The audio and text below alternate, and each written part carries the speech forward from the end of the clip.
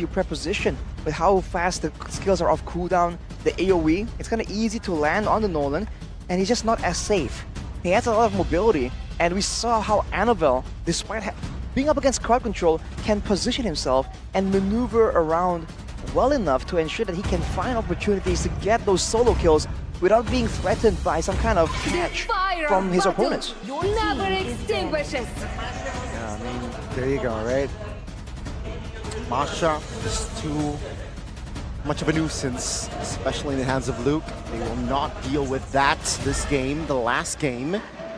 Let's see here, Geek, what will they go for here for that last ban, right? Florin is still on the board, so I'm sure that Geek fam might pick it up later on. But what do you go here? Oh my god. Ban Paquito. It's 100% Paquito ban, right, this series? Paquito? In the last game, yes. Paquito, yep. Yeah, no Paquito has completely been taken out as an option for Lutfi to pick up for himself. Seems like Geek just don't like boxing. I guess I'm not willing to try and get into with that. And technically they've been going with the X-Borgs, right? And Paquito is a tough matchup for the X-Borg to try and go up against. So now, going for the Baxia, seems like it's gonna be maneuverability. So Onic are trying to impose the same kind of high-tempo gameplay, and Geek, oh, they show their cards, man. A ton of sustain. So much. You get the Netherrealm from the Faramis in these team fights, and you also get the Blooms coming through for Florin. That level 4 power spike is lethal here. So definitely, even if they went for an assassin, that's so much miscalculation. That probability is so large that the Baxia is a safer pick. But how do you shred through that much sustain is the question. Now that they already picked up the Claude, they already picked up the Farsa as well. Here, EXP lane is left open, right? Or still, even can be Roam, can be XP, right? So this is what they're discussing, I believe. But remember, the Baxia here adds purpose, right? It negates, remember the passive negates the healing, extra dominance, ice free. Right. So let's see, will it be enough though, is the question. Well, the extra question layered on top of that, Goni, is also that the Florin can remove the healing reductions. Yeah. So that's also another factor. But with the X-Borg and Edith, we've seen this before when a team goes for all the sustain, but the other team goes for even more damage. With Edith and X-Borg, if they're not really too far behind, there's still a lot more damage than expected coming out from the side of Onic. So Geek fam, even if they do have all these sustain tools in the right situation, especially if they're clumping up together, they still need to be aware, or they need to be beware of the damage coming in from the other members, aside from the gold leader of Onic. the last chance for the King Slayers here in this best of 5 series to bring down the reigning champions, the Kings of Kings, the King's Skies, the Kings of the Galaxy, the Kings of the Sea, all the titles of the sea here held by Fnatic Onic. Can they do it? Can they recover? Can they prolong their reputation of taking down royalty? Let's get into the Land of Dawn, ladies and gentlemen, for the final game of this series. Upper bracket slots is at stake, ladies and gentlemen. Let's see, Geek Fam and Fnatic Onic for the last time today. Seems like there's going to be a lot of action. As for now, it seems like Onic are the ones who have the lead when it comes to the speed in rotating towards these neutral objectives. The lethal is a small victory. Looking at the emblems right here by GamesMax, you can see that Luke going for a bit of tankiness from the firmness and of course the Festival of Blood. So he's trying to be sustainable and around in these fights. Peloyski with the Bargain Hunter. Whoa, hang on. Early purifying, early aggressive rotation. Sans even committed the wings by wings. Not to a fruition though, still killless in game 5. They're trying to put pressure onto Chidera. They're trying to put pressure onto the Natan. Noticing that the Natan is so weak, so vulnerable in this early game, but Sans is quick to rotate back down. Ooh. They wanted to go in for the pressure, forcing a Purify out there, actually. earlier on in the first 2 minutes of the game. That's no Purify for the next neutral objective. It's a big trend we're seeing right now. The mid laner getting ganks from the roamer and the jungle. Never really a 1v1 Keyboy though. Oh, Daytona's welcome, finds the mark, and damage will come true. Ray collects the first blood in the game. Geek Fam will push the pedal on the gas here towards that turtle. Bottom side, Luke actually here. It's actually chunked as well. Now, Kyrie jumps in with the Buissons on towards the turtle. Feather airstrike and the retribution will find the turtle as well. First newt goes in hands of the Fnatic Onic. They had one member down. Keyboy was not there to help with the setup, nor is he level 4 just yet. So that was the perfect setup for Geek, honestly, but they lost control of the retribution battle. Just again, great performance from Kyrie right there, showing that his retribution has been solid and it will be solid still for this game. Now with Chidera, with the entropy, just trying to play a dangerous, just tempting Onic in a very dangerous way. Look at Ray, spending a lot of time just sitting around right here. Usually you see junglers power farm, constantly being active, but now they're both waiting around for that litho, it seems. Showing again how intense and how one single jungle camp can make a big difference in this matchup. A boy here is receiving a lot of damage. Bloom was pushed as well. So that's info. No ult for the Florin. Not just Florin, but also for a boy there. He was forced to utilize the Netherrealm earlier on, and Keyboy already very annoying. Giving information, giving scouting for his team, for the farming rotation coming in from Ray, and that's information as well for Onic to try and look for more pressure in the top side of the map. Yeah, the player head-to-head here by our application GoPay. Aboy and Sans actually quite similar when it comes to their stats, and that's what people have been talking about. Aboy is one of the contenders for that best mid lane spot that usually is just dominated by Sans. So you're seeing that there's a lot of new names in the mix, and even if you are quote-unquote the best, you have to be aware, man. People are trying their best and they have been catching up. Catching up with a target on your back, it's a harder time to try and stay consistent as being number one, and Geek are proving exactly that. A lot more play on towards this neutral objective. Oh, Feather airstrike to deal on towards Ray. Now Kyrie receives a lot of damage as well here. Stunned up. Luke, though, will be the target. Netherrealm popped from side of Geek Fam. Boy, oh, the damage will pop the rival rather finds the kill. Yeah, boy, very low. Kyrie secures it. 2 members down and out from side of Geek Fam, which allows the Fnatic Onic to grab that turtle. Keyboy already on the way to try and disrupt Ray, but they don't go for it. That's a free neutral objective, a perfect neutral objective. Taken in for, once again, the defending champions, Fnatic Onic. Without their gold laner in the picture, they can't really match up to the DPS output. CW though! Oh, placing the wets. Feather airstrike as well, and good night, Chidera. Baloyski able to escape, but the first turret here, top lane, is almost down. But Fnatic Onic now with the economy lead. 1,200 right now. I wonder what the items are looking like. That was nearly a takeaway, but still unable to get it. The big point here is I think that Ray has the Radiant Armor already completed, so he's gonna be a bit tankier, walking in, especially against the magic damage.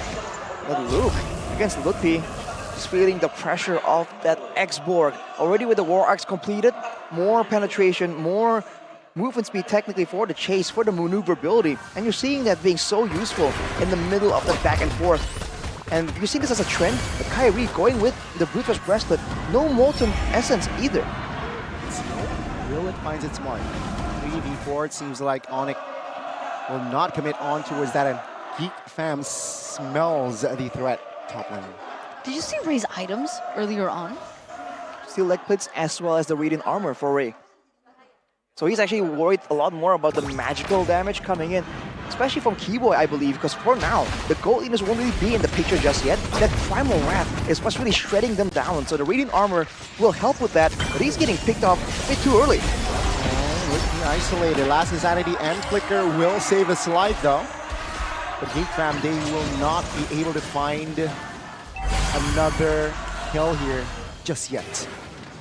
They're trying to find a way to funnel more gold into Chidera to get him to that power spike as fast as possible, but with that burnt out Purify coming in from Luffy, that actually gets denied away from them. A 2k gold lead still for Onic, and you can see Kyrie is already onto the neutral objective. I don't think this can be contested. They're late to the party, they're late to the dance, they're late to the tango, and they're late to pick up that snowball that perhaps they were looking for that mid-game power spike. It's the speed, man. Onic is just outspeeding the members of Geek, always faster to every single objective. Baloyski now picking up the Flesto Oasis first item though will mean that there's more sustainability in a fight, but when it comes to damage output, it's still gonna be quite lacking unless Chidera joins in. Even if they want to use Luke as a damage dealer on that Ruby, it's gonna be so difficult to match up to the X-Borg. Although Luke already has the War Axe, so he still does a decent amount of damage for now. Okay, Chidera picks up the Starlium Scythe, so that's 2 on the way, but Kyrie says, no, you're not gonna get your 3rd. Somehow the entropy to get out. Seems like Geek family will, again, take their time. They understand that they are in a disadvantage. But, oh my goodness, boy! Pops into the realm. But Fnatic Onic, they move onwards. Dayton is welcome, committed on towards Keyboy. The damage will not take him down just yet, but it will be enough to clear the wave mid lane. And right now, both turrets in the bottom and top side for Geek has been taken out. So if this mid one falls as well, there's going to be more avenues for Fnatic Onic to just run around and flank. And now look at this. Geek fam engaging. Yep. Oh my goodness, damage will be enough to take Luke down. Now Ray will be the juicy target. The Dino will not survive, surely. San secures it. He going low. Kyrie with the Voissance trying to get away. A boy. Smell blood, but does not connect just yet. 2 kills already again for FNOC. That was so unfortunate. A boy would have been able to get that trade over onto Kyrie, but he went for Purify in this game and not the Flicker. And he couldn't catch up to the rate that Kyrie was fleeing. A 2-0 trade in that exchange. And with that being said, oh, another airstrike already used up as the Lord spawns. That's a resource already burnt out before they go for the tango. You're gonna need that, man, at this kind of game. Every single bit will count. And Ludwig, this damage coming from the X-Borg is one other thing that they have to keep in mind.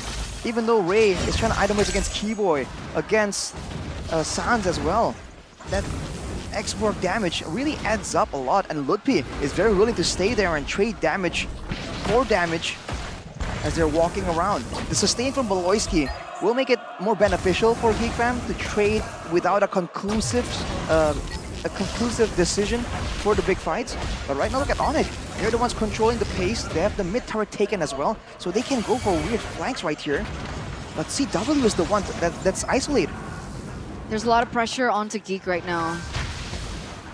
Ray is a level below of Kyrie, 2 levels below of Kyrie at this point. So they need to figure out how to make this battlefield even, because even when they were at the same level, it seemed like Kyrie was still able to get these retributions down. But the clock is ticking.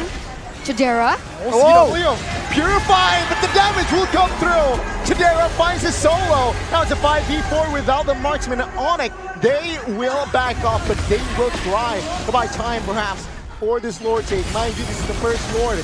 Fnatic Onic still hovering around Keyboy. I'm offended towards this guy, but he survives.